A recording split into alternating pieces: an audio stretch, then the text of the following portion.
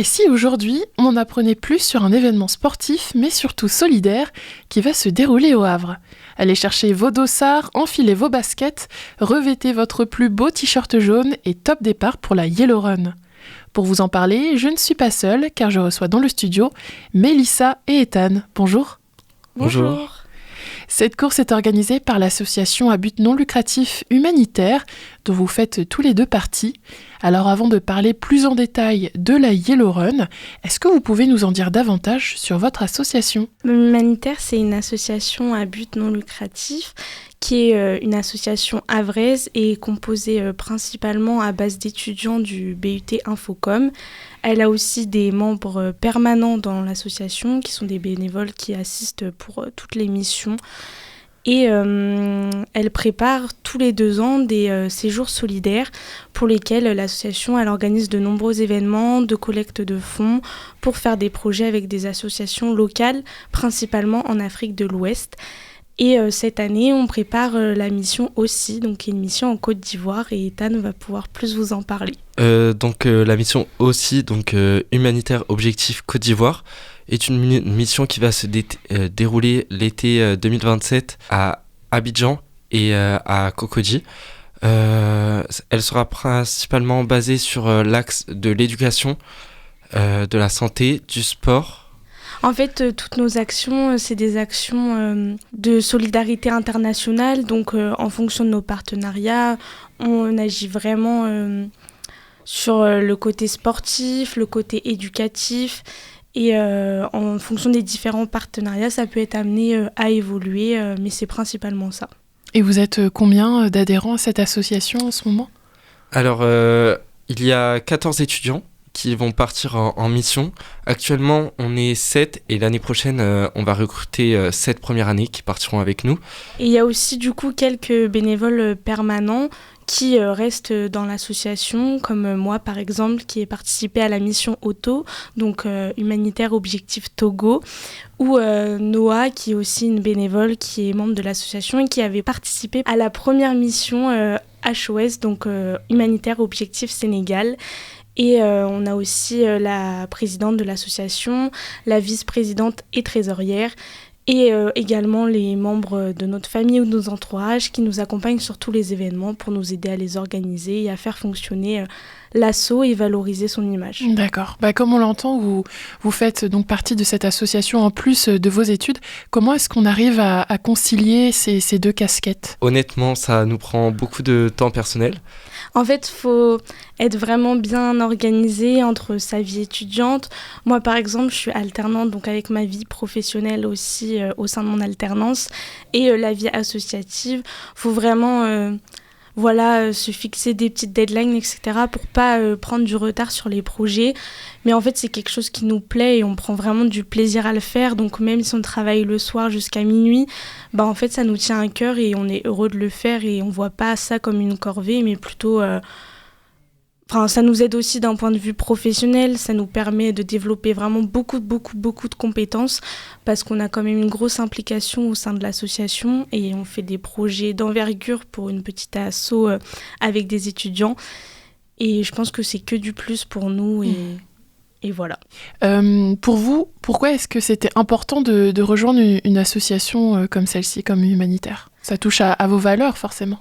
Pour moi, c'est important parce que j'ai vraiment un intérêt marqué pour l'économie sociale et solidaire. Je suis dans beaucoup de projets associatifs. Je suis aussi bénévole à la SHPA, donc Société Havraise de Protection des Animaux. Et pour moi, c'est vraiment important de pouvoir mettre ces valeurs au service d'associations comme celle-ci. Ça permet de pouvoir vraiment développer son engagement pour des causes qui sont concrètes. Et comme j'ai dit, Humanitaire, c'est une petite association. Et en fait, quand on en fait partie, on agit d'une manière super importante comparée à des gros assos où quand on réalise des missions de bénévoles, c'est peut-être plus ponctuel, etc. Que là, dans l'association, on est vraiment à 100%. Ouais. Et pour toi, Ethan, en plus, c'est ta première année. Qu'est-ce qui t'a fait te dire je vais choisir Humanitaire plutôt qu'une autre association ? Eh bien, moi, dès que l'association nous a été présentée en début d'année, j'ai tout de suite eu un coup de cœur pour le projet. J'ai trouvé ça super l'idée. Et j'ai adoré le côté milieu associatif, le côté partage, le côté équipe. Voilà, et ça m'a donné envie de faire partie de cette association. Et en fait, au sein d'Humanitaire, on met vraiment en avant l'aspect de solidarité internationale. Et de faire partie de cette association, ça nous permet aussi de découvrir d'autres cultures et de pouvoir être formés aussi. On a participé à des formations, notamment proposées par Projet 76 à Rouen. Et ça permet vraiment de développer notre esprit, nos connaissances et vraiment de travailler avec d'autres cultures. Et c'est super enrichissant pour le quotidien. Bah oui, bien sûr. Et votre axe de cette année, c'est, comme vous l'avez dit, l'éducation. Parce qu'en effet, chaque enfant, peu importe où il naît, doit avoir cet accès-là, justement, à l'éducation.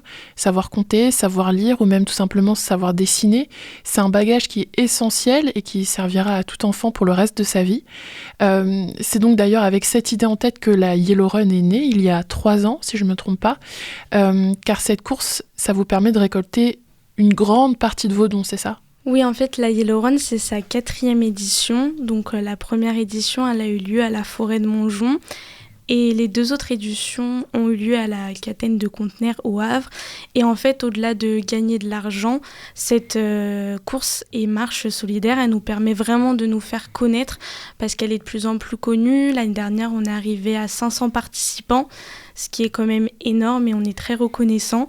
Et ça permet vraiment de développer notre notoriété sur le Havre, que ce soit auprès des habitants du Havre, mais aussi auprès de partenaires comme la ville du Havre ou de partenaires locaux qu'on peut mobiliser, notamment pour participer à la fourniture de dons sucrés et salés pour le ravitaillement pour les coureurs, mais aussi nous fournir des dons financiers. Également, l'organisation de cette course, en fait, ça mobilise vraiment de nombreux partenaires et ça nous permet de développer notre notoriété. Et cette année, à quel organisme les fonds ils seront reversés ? Il me semble que les fonds, du coup, ils seront gardés pour l'association pour financer la mission. En fait, la mission en Côte d'Ivoire, elle est en cours de construction pour l'instant. On a 2 ans pour préparer cette mission. Et pour l'instant, on est en partenariat avec l'association Visa d'Amour. Donc, c'est une association qui est basée à Gravenchon et qui, elle, travaille avec des associations locales en Côte d'Ivoire. Et on est partenaire avec elle. Ils seront aussi présents le jour de la Yellow Run pour nous aider à organiser l'événement. Et c'est pour leur projet en Côte d'Ivoire qu'on récolte tous les fonds, que tous les fonds de la Yellow Run, seront reversés. Mélissa, toi, tu coordonnes l'organisation de la Yellow Run. Est-ce que tu peux nous dire quel parcours on va pouvoir faire le 17 mai prochain ? Alors du coup, le 17 mai prochain, c'est un parcours de 6 km. Donc on part de la Catène de Contenères, on longe la plage, on arrive au restaurant, on fait demi-tour au bout des restaurants et on retourne à la Catène de Contenères. Sur ce parcours, vous retrouverez un jeté de poudre colorée biodégradable de la couleur jaune, d'où le nom Yellow Run. Et c'est un moment assez symbolique de la course qui est photographié. Et on propose aussi aux participants de la course déjà de s'habiller en jaune pour aller avec le thème de la course, mais aussi s'ils le souhaitent de se déguiser en jaune pour tenter de remporter le lot du meilleur déguisement. Et ça permet aussi d'apporter un côté vraiment convivial, familial et amical auprès de la course, parce que c'est pas une course vraiment sportive où on est là où on est là pour faire de la compétition, mais c'est plutôt vraiment tous se réunir pour une bonne cause et vraiment courir ou même marcher. Oui, ou même marcher. On propose aussi de marcher. L'année dernière, il y avait beaucoup de marcheurs. Et ça permet de se réunir tous autour d'une belle cause, le long de la plage, qui a un cadre quand même assez agréable. Et on espère que le beau temps sera là au rendez-vous. J'ai vu que vous donnez rendez-vous à 8h45, c'est ça ? Puisqu'ensuite, il y a un échauffement ? Oui, c'est ça. Alors, on donne rendez-vous à 8h45. C'est plutôt à partir de 8h45 pour pointer les noms. Vu qu'on fait un tirage au sort et qu'on offre des lots aux participants, c'est aussi pour recueillir leur numéro de dossard, les mettre dans des petites boîtes, etc., les accueillir et qu'ils aient le temps de s'installer. Et à 9h30, du coup, on a un échauffement qui sera animé par un coach sportif et aussi en musique. Et ça permet de s'échauffer avant la course, d'être tous ensemble et de faire des exercices assez sympas avec un coach professionnel pour pouvoir partir à 10h sur le départ de la course. Et justement, Mélissa, tu parlais de tirage au sort, de meilleurs déguisements. Quand est-ce que ces tirages au sort ont lieu ? Quand est-ce que les personnes gagnantes le sauront ? Alors en fait, ce tirage au sort, il aura lieu à la fin de la course. Vu qu'il y a des marcheurs aussi, il faut qu'on attende que les marcheurs aient le temps de revenir. Donc c'est plutôt aux alentours de 11h pour un départ à 10h. Il y a aussi un ravitaillement à la fin de la course, donc le temps que les personnes se restaurent, prennent un petit coup, etc. Après, du coup, on est sur la scène d'à côté avec 2 étudiants de l'association qui vont animer ce moment. Et on va tirer au sort avec des mains innocentes les lots pour les redistribuer aux participants. Donc il y a des lots adaptés pour les enfants, pour les adultes et même pour les chiens parce que cette course, elle est aussi ouverte pour les animaux à 4 pattes. Et vous allez être plutôt dans les coulisses ou bien vous allez participer aussi à la Yellow Run ? Alors nous, on va être bénévoles pour la course, mais du coup, on va pas courir. On sera plutôt là pour aider les participants, organiser la journée, animer la journée. Oui, en fait, ça nécessite beaucoup de main-d'œuvre d'organiser une course comme celle-ci. Et nous, on est vraiment dans les coulisses, là pour s'assurer que tout se passe bien et que tout le monde soit... bien encadré. Oui, voilà, c'est ça. Et justement, si moi je veux participer à cette course, comment ça se passe ? Où est-ce que je m'inscris ? Où est-ce que je retrouve toutes ces informations-là ? Aussi les tarifs Alors, toutes ces informations-là, elles sont sur tous nos réseaux sociaux. Donc, Humanitaire Le Havre pour Facebook ou humanitaire-LH pour Instagram. Faut faire attention parce que humanitaire, ça s'écrit pas comme le mot humanitaire, mais c'est humani avec un tiret et terre en majuscule comme la terre.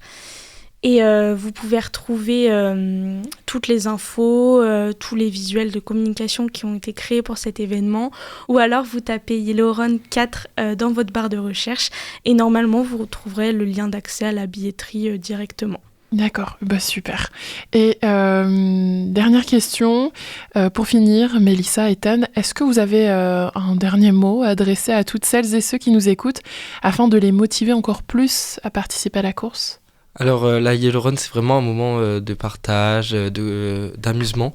Moi, je sais que j'ai jamais participé, mais je la connaissais déjà sous le nom de la course où on lançait de la poudre jaune.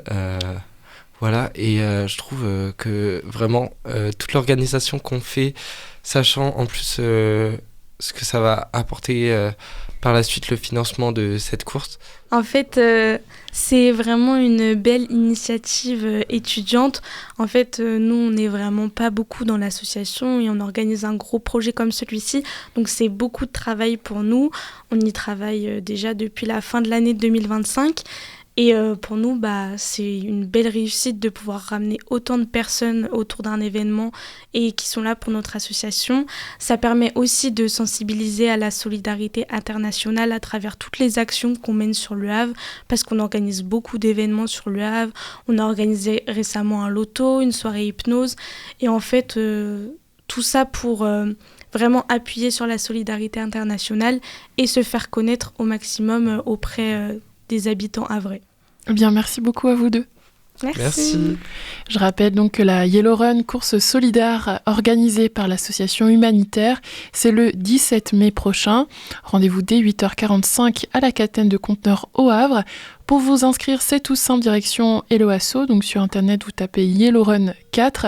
Vous pouvez aussi retrouver le lien sur notre site internet. Vous avez encore le temps de le faire, alors n'hésitez pas, foncez.